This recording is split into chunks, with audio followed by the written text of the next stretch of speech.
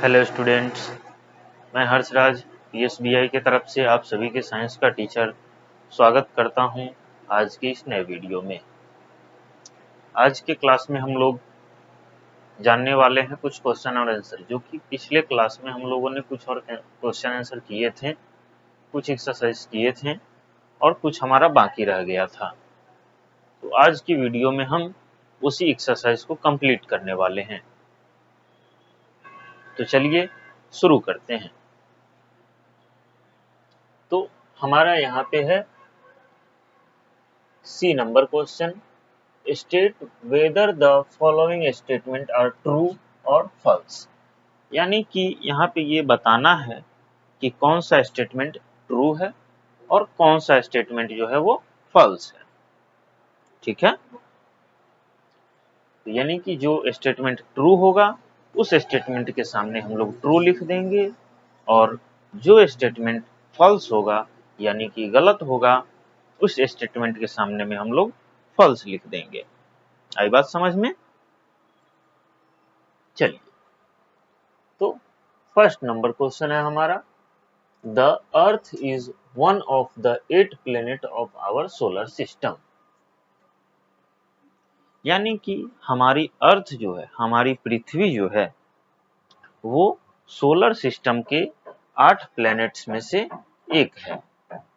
क्या ये सही है? क्या ये स्टेटमेंट सही है कि हमारी पृथ्वी जो है हमारे सोलर सिस्टम के 8 ग्रहों में से एक है? तो ये बिल्कुल सही है। तो हम लोग क्या लिख देंगे? ट्रू। ठीक है। दूसरा क्वेश्चन आता है हमारा, a full moon day is called amavasya. एक फुल मून डे जो होता है, क्या उसको अमावस्या बोलते हैं? तो बिल्कुल नहीं। फुल मून डे जो होता है उसको हम लोग पूर्णिमा कहते हैं। ठीक है, अमावस्या नहीं कहते हैं। तो इसलिए ये जो स्टेटमेंट है हमारा फॉल्स है। ठीक है। अब ओरियन इज अ कॉन्स्टिलेशन। क्या ओरियन जो है एक कॉन्स्टिलेशन है?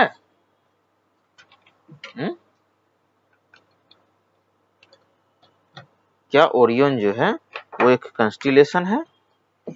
तो बिल्कुल ओरियन जो है एक कॉन्स्टिलेशन ही है। ठीक है, तो क्या लिख देंगे? ट्रू लिख देंगे। ठीक है। चलिए, अब अगला है हमारा 4 नंबर, यानी कि 4th number. The moon is very far from the earth in comparison to the sun. Moon जो है हमारे पृथ्वी से बहुत ज्यादा दूर है इन कंपेरिजन टू सन, यानी कि सूर्य के अपेक्षा। क्या ये स्टेटमेंट सही है कि मून जो है हमारी पृथ्वी से सूर्य से भी ज्यादा दूर है?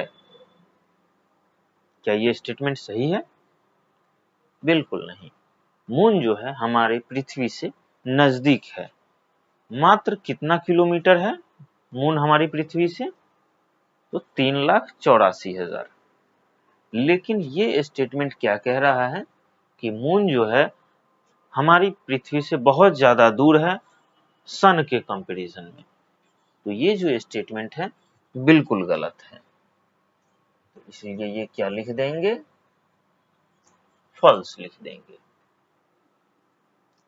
ठीक है।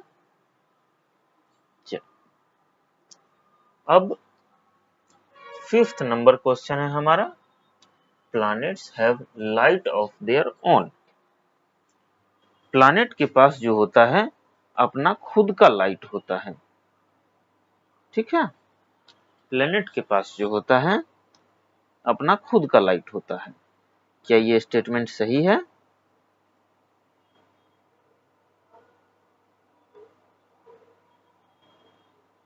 तो ये स्टेटमेंट बिल्कुल गलत है। ठीक है,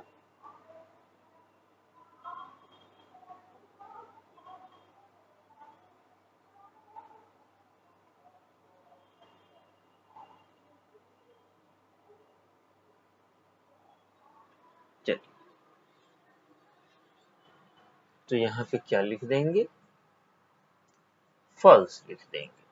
ठीक है, अब आगे आता है हमारा D number question. D number question क्या कहता है, give 3 examples of each of the following. यानी कि नीचे जो भी दिया गया है उसके हर एक चीजों का 3 एग्जाम्पल देना है।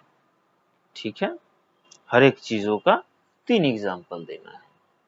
जैसे कि पहला क्वेश्चन है हमारा, पहला क्वेश्चन क्या है, planets in the solar system. यानी कि सोलर सिस्टम में ग्रहों की जो कौन कौन से ग्रह हैं उनका नाम लिखना है।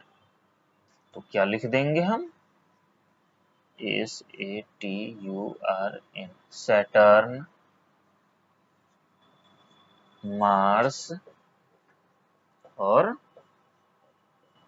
अर्थ। ठीक है, ये 3 एग्जाम्पल हो गया प्लैनेट्स का। ठीक है, ठीक उसी तरह शेप्स ऑफ मून, यानी कि मून का 3 शेप लिखना है। ठीक है, दूसरा क्वेश्चन क्या कहता है हमारा, शेप्स ऑफ द मून, यानी कि इसमें भी मून का 3 शेप लिखना है। ठीक है, तो पहला क्या हो जाएगा हमारा, न्यू मून। दूसरा क्या हो जाएगा हमारा, फर्स्ट क्वार्टर। और तीसरा क्या हो जाएगा हमारा, लास्ट क्वार्टर। ठीक है, मून के शेप में क्या क्या हो जाएगा हमारा, न्यू मून, फर्स्ट क्वार्टर और last quarter. 3 example of heavenly bodies. अगला है हमारा तीसरा नंबर, हेवनली बॉडीज, यानी कि हेवनली बॉडीज का भी 3 एग्जाम्पल लेना है। ठीक है, हेवनली बॉडीज भी जो है उनका क्या करना है, 3 एग्जाम्पल लिखना है। तो पहला हेवनली बॉडीज क्या हो जाएगा, स्टार्स हो जाएंगे। दूसरा हेवनली बॉडीज प्लैनेट्स हो जाएंगे, PLANETS, प्लैनेट्स हो जाएंगे। तीसरा हेवनली बॉडीज क्या हो जाएगा, कॉमेट्स, COMETS। तीसरा हेवनली बॉडीज जो है वो कॉमेट्स हो जाएगा। ठीक है, चलिए अब है हमारा 4th number, right 3 example of constellation. ठीक है, अब यहाँ पे कंस्टिलेशन का भी 3 एग्जाम्पल लिखना है। तो क्या क्या हो जाएगा हमारा, पहला हो जाएगा ओरियन, ORION, ओरियन। दूसरा क्या हो जाएगा हमारा, लियो। तीसरा हो जाएगा हमारा क्या, तो अर्सा मेजर, URSA, अर्सा मेजर। ठीक है, ये तीनों जो है हमारा कॉन्स्टिलेशन का 3 एग्जाम्पल हो गया। आई बात समझ में,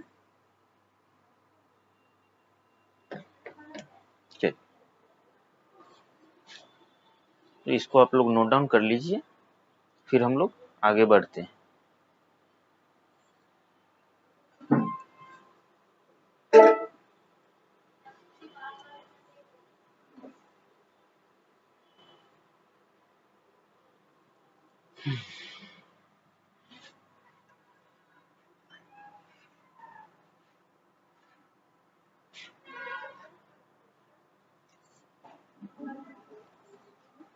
क्या सर, अब अगला क्या है हमारा, कंप्लीट द फॉलोइंग, यानी कि अगला हमारा ई नंबर जो है वो है कंप्लीट द फॉलोइंग।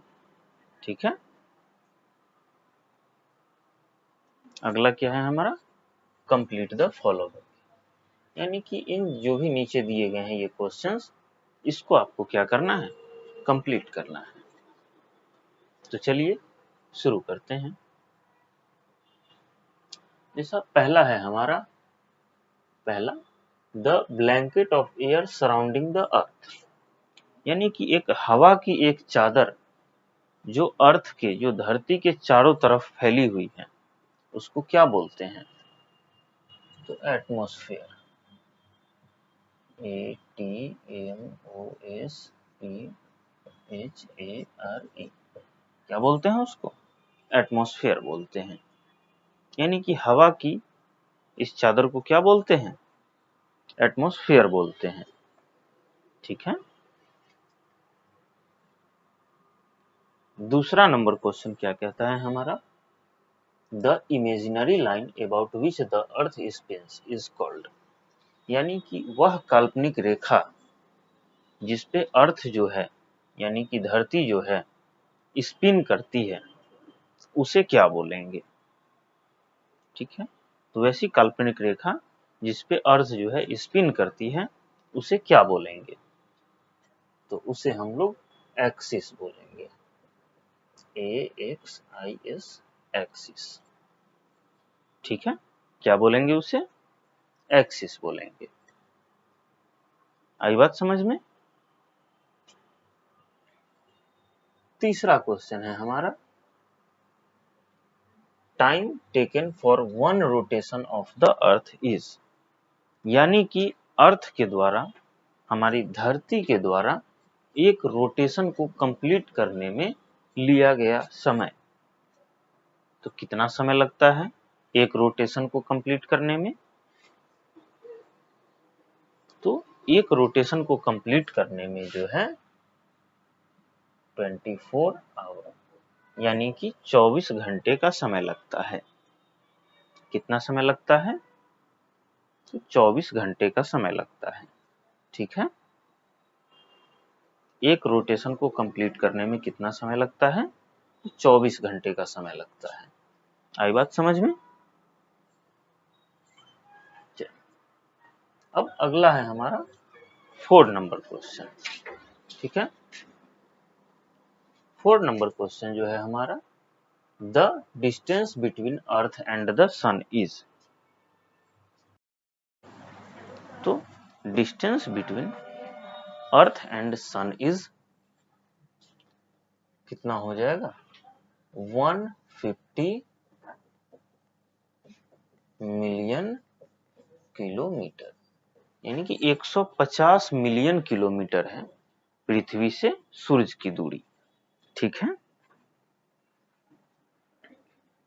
पृथ्वी से सूरज की दूरी कितना है? 150 मिलियन किलोमीटर लगभग है। जैसे 149.29 कुछ ऐसा ही है, लेकिन इसको हम लोग 150 मानते हैं। ठीक है। अगला है हमारा 5th number question, the distance between the earth and the moon is, ठीक है, अर्थ और मून के बीच की दूरी कितनी है?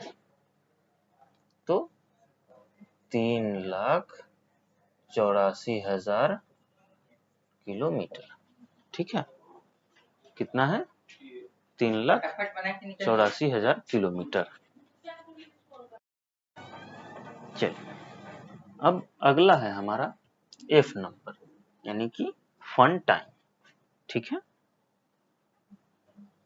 तो look at the moon for about 14 nights, यानी कि आपको क्या करना है? 14 दिनों तक मून को देखते रहना है। ठीक है। उसके बाद draw its shape in this boxes, और उसके बाद क्या करना है? उसके शेप को इस बॉक्स में, सारे बॉक्स में ड्रॉ कर देना है। राइट द डेट्स टू, और क्या करना है? जिस दिन भी आप देखें उस दिन में जो है इसको, इसका जो डेट है, डेट और उस शेप का क्या नाम है, ये सारी चीजें आप इसको मेंशन करें। ठीक है। चलिए, तो आज का ये क्वेश्चन आंसर वगैरह सारा चीजें हमारी कंप्लीट हो गई। फिर हम लोग अगले वीडियो में एक नए चैप्टर के साथ मिलते हैं।